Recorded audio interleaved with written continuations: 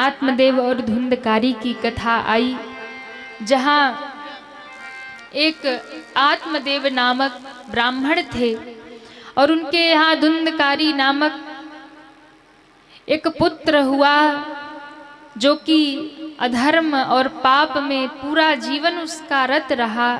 अंत में वो प्रेत योनि को प्राप्त हुआ और फिर श्री गोकर्ण जी महाराज ने उस प्रेत के निमित्त भागवत का आयोजन किया और भागवत की कथा सुनकर वो प्रेत भी परमात्मा के धाम, भगवान के धाम पहुंच गया। ऐसे भागवत की महिमा गाई। बोलिए भागवत महापुराण की जय हो। ये वो भागवत कथा है जो प्रेत को भी मुक्ति प्रदान करने वाली है, यानी जो ऐसी योनि में चले गए हैं जहां से उनका उद्धार होना संभव नहीं है, ऐसे जीव को भी मुक्ति प्रदान करने का सामर्थ्य ये भागवत कथा रखती है। यदि कोई बहुत बड़ा पापी हो और अधर्म से, पाप से उसने पूरा जीवन बिताया हो और नरकगामी हो गया हो, या फिर कोई आत्महत्या करके भी अपने प्राण त्याग दिया हो, या फिर कोई किसी प्रकार से यदि मृत्यु को प्राप्त कर लिया हो, या आत्महत्या करके, या फिर किसी ने उसे मार दिया हो, या किसी एक्सीडेंट में किसी ऐसे बहाने से वो चला गया, ऐसा जीव जो अकाल मृत्यु को प्राप्त होते हैं, उनकी मुक्ति थोड़ी कठिन हो जाती है।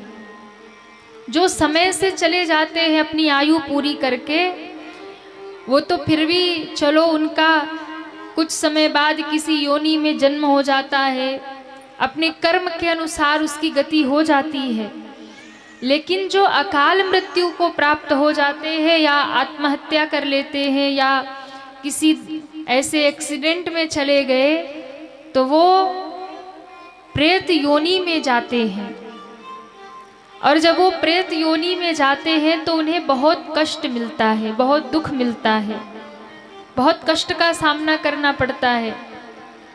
प्रेत योनि में वो जीव जितने कष्ट से मरा होगा, जितनी तकलीफ से मरा होगा ना, उतना कष्ट उसे प्रति क्षण होता है। प्राण निकलते समय उसे जितनी तकलीफ रहती है, जितना कष्ट रहता है, उतना कष्ट उसे हमेशा रहता है। और उसी प्रेत योनि में वो भटकता रहता है, कष्ट पाता है, भूखा प्यासा रहता है। क्योंकि प्रेत योनि में जब जीव होता है ना, वो कुछ खा नहीं सकता, कुछ पी नहीं सकता। क्यों?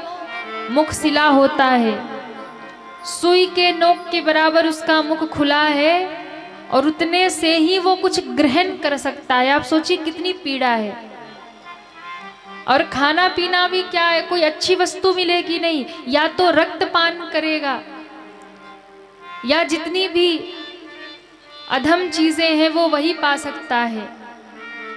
ऐसे जीव की भी मुक्ति, यदि ऐसा जीव कोई कष्ट पा रहा है, ऐसी योनि में चला गया, तो ऐसे जीव की मुक्ति भी श्रीमद् भागवत की कथा श्रवण करने से हो जाती है। ऐसे भी जीव को यदि उसके निमित्त भागवत का अनुष्ठान किया जाए तो उसे मुक्ति मिल जाती है, उसे मोक्ष मिल जाता है।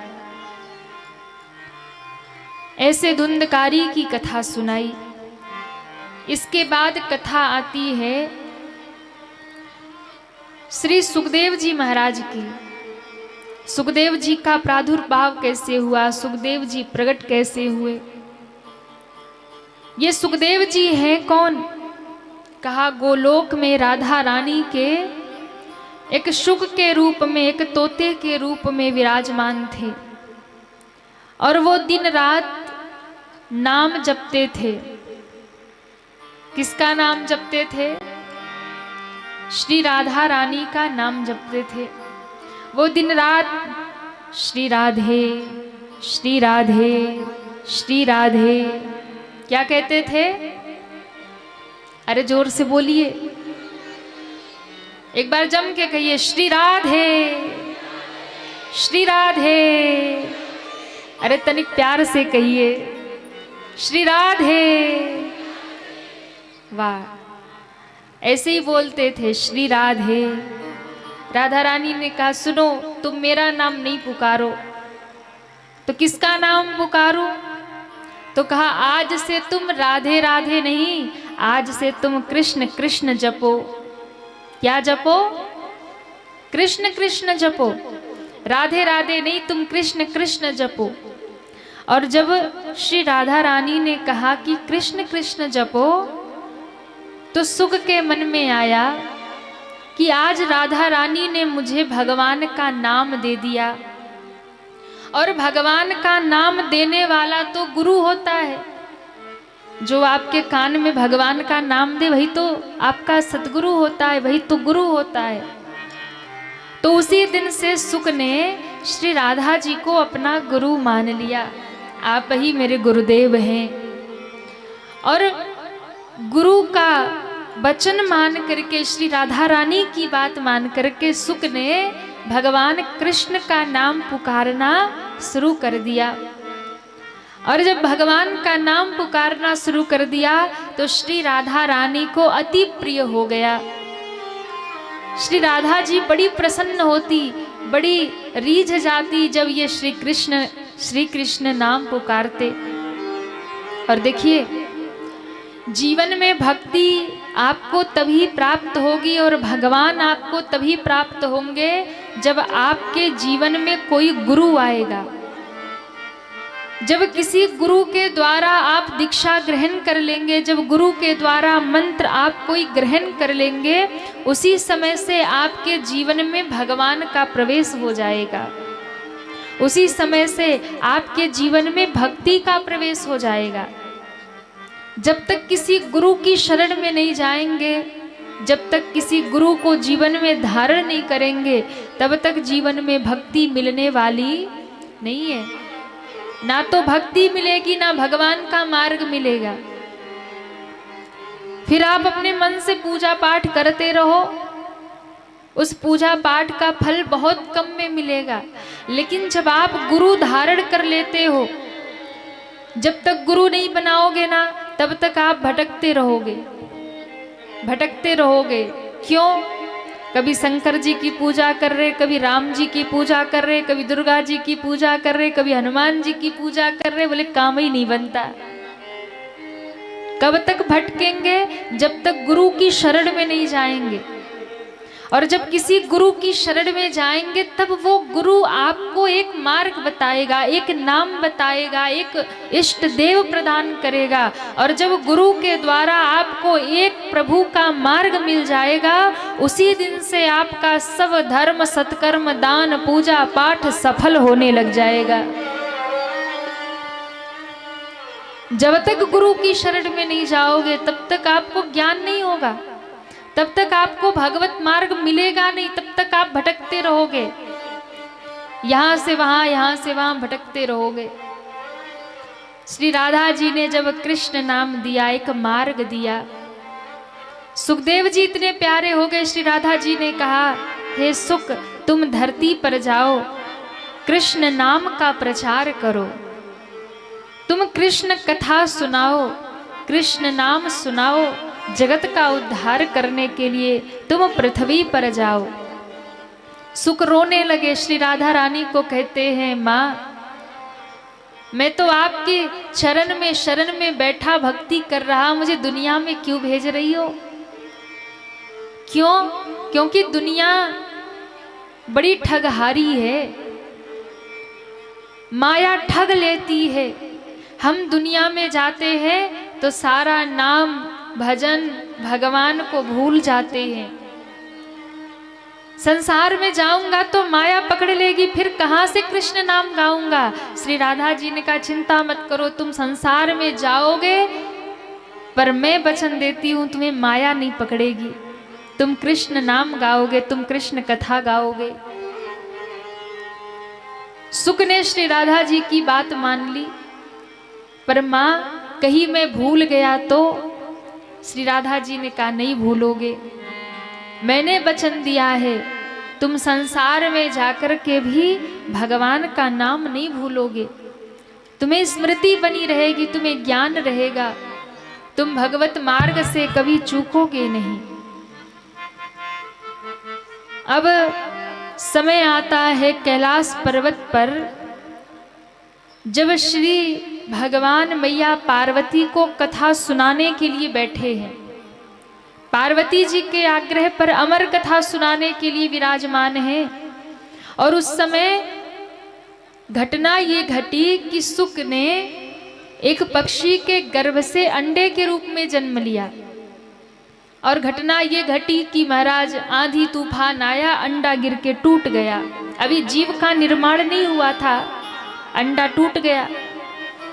वो जो पक्षी थे वो भाग गए, उड़ गए, कहीं सुरक्षित स्थान पर चले गए। वो टूटा हुआ विगलित अंडा वहां पड़ा था, जीव का निर्माण नहीं हुआ था। नारद जी ने समझ लिया सुखदेव जी का प्रादुर्भाव अभी हुआ नहीं, तो नारद जी ने जाकर के अमर कथा के लिए प्रेरित किया मैया पार्वती को।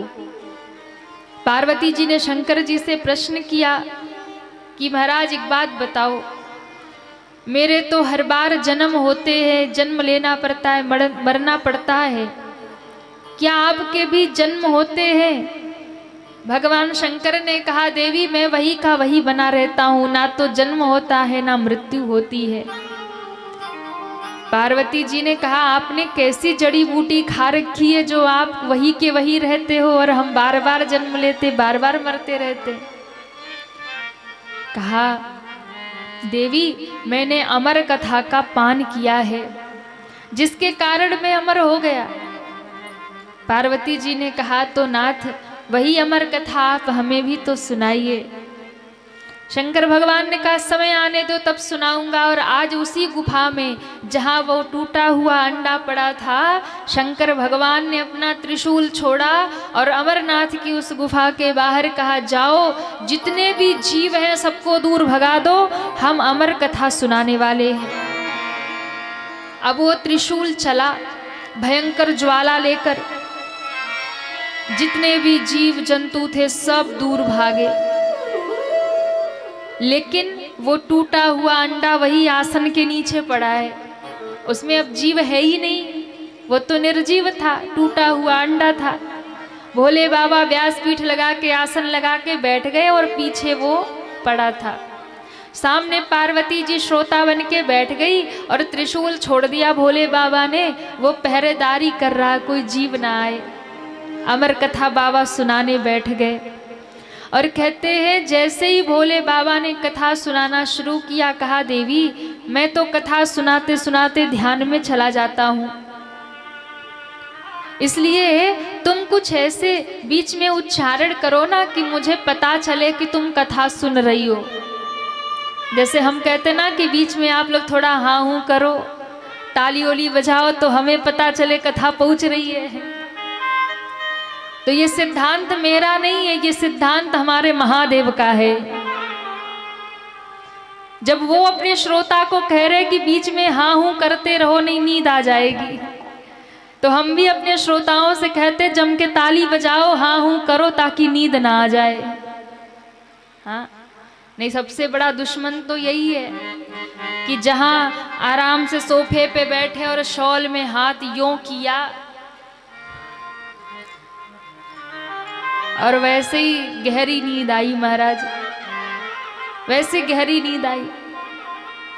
और जब नींद आई तो फिर कथा गई काम से। तो शंकर भगवान ने कहा देवी बीच में ना कुछ हाँ हूं करते रहना। तो पार्वती जी ने कहा तो महाराज आप नेत्र बंद करके कथा सुनाइएगा, हम बीच में ओम का उच्चारण करेंगे। क्या करेंगे? ओम का उच्चारण। अब शंकर जी ने कथा सुनाना शुरू कर दिया और मैया पार्वती बीच बीच में कहती रहती ओम ओम ओम ओम हरिओम ओम ओम कह रही। महादेव कथा सुना रहे। कहते हैं जैसे ही कथा होने लगी, प्रथम दिन की कथा हुई, वो टूटा हुआ अंडा कथा के प्रभाव से जुड़ गया। और कहते हैं जैसे ही कथा होने लगी, शंकर भगवान कथा सुनाने लगे। पहले दिन की कथा हुई, वो टूटा हुआ अंडा जुड़ गया। दूसरे दिन की कथा हुई, उस अंडे में प्राण का प्रादुर्भाव हो गया। तीसरे दिन की कथा हुई, उसमें जीव प्रकट हो गया। चौथे दिन की कथा हुई, अंडा टूट गया और उसमें से छोटा सा बालक बाहर आ गया। पांचवें दिन की कथा हुई, महाराज उसके छोटे छोटे पंख निकल आए। छठवें दिन की कथा हो रही थी और वो बड़े भाव से कथा सुन रहा था। और प्रभु इच्छा हुई, क्योंकि भगवती जगदम्बा है, माता पार्वती, वो तो एक लीला वश ही उनको नींद आई। छठवें दिन की कथा हो रही थी और माँ को नींद आ गई। जैसे ही माँ को नींद आई, अब ओम का जो उच्चारण था, ध्वनि थी, वो बंद हो गई। अब ओम की ध्वनि बंद हुई तो वो छोटा सा जो बालक था, इतने भाव से कथा सुन रहा था, उसे लगा कि कहीं ये बाबा जी कथा ना बंद कर दे। जो कथा के प्रेमी होते हैं ना, उनको तो बस ये लगता है कि हर हाल में कथा मिले। वो कथा सुनने के लिए कहीं पहुंच जाएंगे। जैसे यहाँ भी दूर दूर से भक्त लोग आए हैं ना, और हमारे जो प्रधान जी हैं वस्तुपार से, आप तो कहीं भी कथा हो, देवरिया पहुंच जाएंगे, कुशीनगर पहुंच जाएंगे, जहाँ भी कथा होती है आप प्रयास करते और पहुंच जाते हैं। क्योंकि जो कथा के रसिक होते हैं ना, उनको हर हाल में कथा चाहिए, वो पहुंच जाएंगे, कहीं भी सुन लेंगे। तो अब वो छोटा सा बालक सोचने लगा कि मैया ने तो ओम कहना बंद कर दिया, और ओम नहीं सुनाई पड़ेगा तो ये बाबा कथा भी बंद कर देगा। सो वो छोटा सा बालक ही ओम कहने लगा। ओम ओम कहने लगा, कथा होने लगी और कथा पूर्ण हो गई। 7वां दिन आया, कथा विश्राम हुई। 7वें दिवस और शंकर भगवान ने जय घोष किया। बोलिए कृष्ण कन्हैया लाल की जय हो। भागवत महापुराण की जय हो।